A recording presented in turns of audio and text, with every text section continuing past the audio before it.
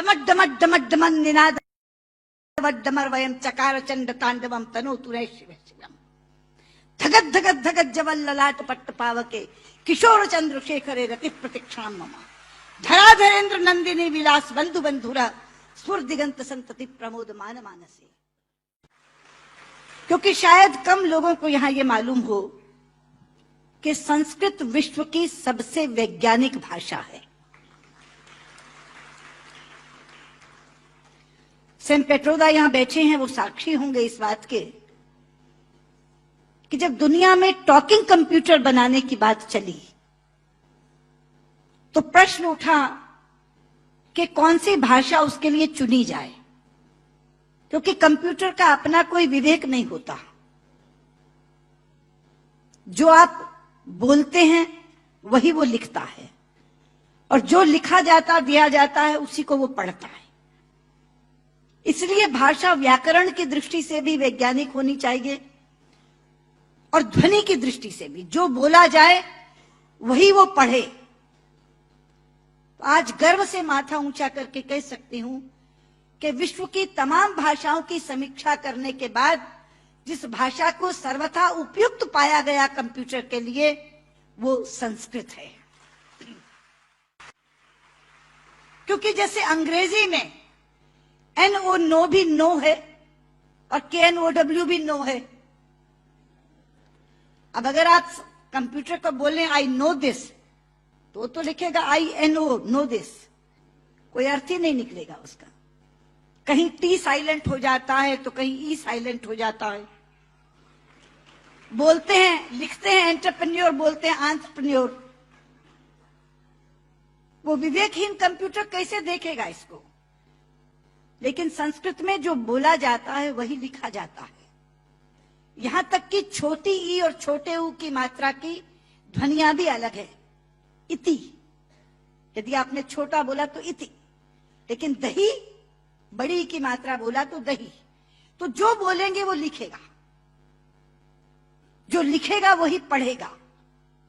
लेकिन केवल ध्वनि की बात नहीं, मैं संस्कृत की वैज्ञानिकता के दो उदाहरण आपको देना चाहूंगी। संस्कृत में शब्दों का इतना अपार भंडार है मित्रों कि रचनाकार अपने व्यक्तित्व के अनुसार उसको चुन सकता है। एक प्रसंग है रामायण का कि जिस समय भगवान श्री राम लंकेश पर विजय प्राप्त करने के लिए लंका जाते हैं तो भगवान शंकर की आराधना करते हैं। वो स्तुति जिसमें करते हैं वो रामचरितमानस में रुद्राष्टकम के नाम से समाविष्ट किया गया है। रुद्राष्टकम के शब्द हैं नमामि शमीशान निर्वाण रूपम विभुम व्यापकम ब्रह्म वेद स्वरूपम निजम निर्गुणम निर्विकल्पम निरीहम चिदाकाशमाकाशवासम भजे। लेकिन उसी समय श्री राम पर विजय प्राप्त करने के लिए रावण ने भी आराधना की थी, स्तुति की थी, और उसने अपना स्तोत्र स्वयं रचा था जो शिव तांडव स्तोत्र के नाम से प्रसिद्ध है। शब्द हैं डमट डमट डमट डमन निनाद वड्डमर वयम चकार चंड तांडवम तनोतु रे शिव शिवम धगत धगत धगत जवल ललाट पट्ट पावके किशोर चंद्रशेखरे रति प्रतीक्षाम मम धराधरेन्द्र नंदिनी विलास बंधु बंधुरा स्फुर दिगंत संतति प्रमोद मान मानसे। यहां बैठे किसी एक 5 वर्ष के बालक के सामने यदि मैं केवल ये 2 श्लोक रख दूं और ये कहूं कि बच्चा ये बताओ इसमें से कौन सा रावण ने रचा होगा और कौन सा राम ने पढ़ा होगा, तो बिना कुछ जाने वो कहेगा कि डमट डमट डमट डमन ये रावण का श्लोक होगा, क्योंकि शब्द उसके व्यक्तित्व से मेल खाते हैं। और नमामि शमीशान निर्वाण रूपम राम ने कहा होगा। यह है संस्कृत की वैज्ञानिकता। एक और उदाहरण देती हूं, आप हैरान हो जाएंगे। संस्कृत के एक रचनाकार हैं दंडी। उनका एक नाटक है 10 कुमार चरितम, जिसमें 10 राजकुमारों की कथा है अलग अलग। उसमें एक कथा आती है राजकुमार विश्रुत की। प्रसंग है कि वो आखेट के लिए शिकार करने के लिए जंगल में जाता है। एक तीर आकर उनके होंठ पर लगता है और उनका निचला होंठ कट जाता है। मित्रों, इस प्रसंग के घटने के बाद कथा अनेक पन्नों में चलती है। कितने ही संवाद विश्रुत बोलता है, लेकिन दंडी ने पूरे संवादों में कहीं भी ओष्ठांग का प्रयोग विश्रुत से नहीं करवाया है। ओष्ठांग क्या है? पूरा अल्फाबेट हिंदी का जो पवर्ग है वो ओष्ठांग है। प, फ, ब, फ, म। प, फ, ब, फ, म दोनों होंठ मिलाकर बोले जा सकते हैं। अगर दोनों होंठ में से एक होंठ नहीं है तो आप प नहीं बोल सकते, ब नहीं बोल सकते, भ नहीं बोल सकते, म नहीं बोल सकते। ये पवर्ग ओष्ठांग है। तो अगर उसका एक होंठ कट गया तो उसने पवर्ग का उच्चारण कैसे किया, ये कोई भी प्रश्न कर सकता था रचनाकार से। इसलिए अनेक संवादों में कहीं भी ओष्ठांग का प्रयोग नहीं है। यह है संस्कृत की वैज्ञानिकता। लेकिन लोग आजकल कहते हैं कि संस्कृत तो बोलचाल की भाषा नहीं बन सकती, संस्कृत कभी जनभाषा नहीं रही। शायद इससे बड़ी अज्ञानता की बात कोई दूसरी नहीं हो सकती। संस्कृत जनभाषा रही है।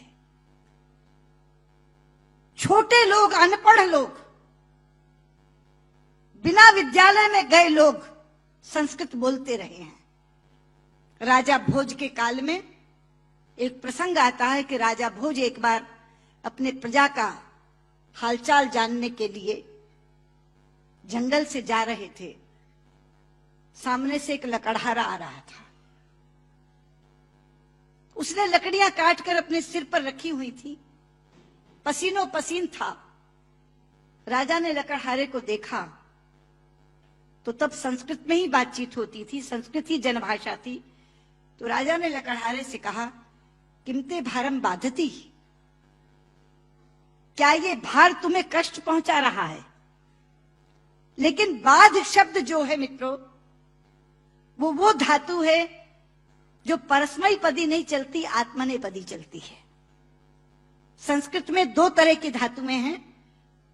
परस्मयी पदी चलती है बाधती, बाधता, बाधंती, और आत्मनेपदी चलती है बाधते, बाधेते, बाधनते।